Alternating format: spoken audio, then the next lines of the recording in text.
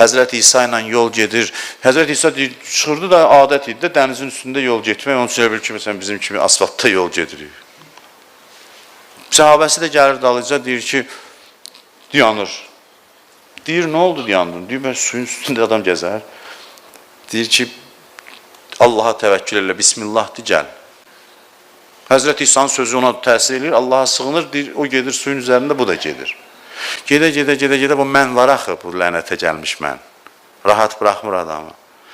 Düz özünə deyir ki, bu İsa ruhullahdır, Peyğəmbərdir, o heç. Suyun üstü ilə gəzir, təbiidir. Gör mən kiməm, Gör mən kiməm, mən kiməm deyən kimi düşür suya. Həzrət İsa da insanşünasda baxır, deyir, hə, yenə qürur gəldi sənə, əlindən tutur, çəkir, dərhal, bax, qoymur, mən kiməm deyən kimi qərq olur. Bu sadə bir hadisədə həyat qanunu gizlənib. Haçan ürəyəcəm, mən gəldi, dinən, stop.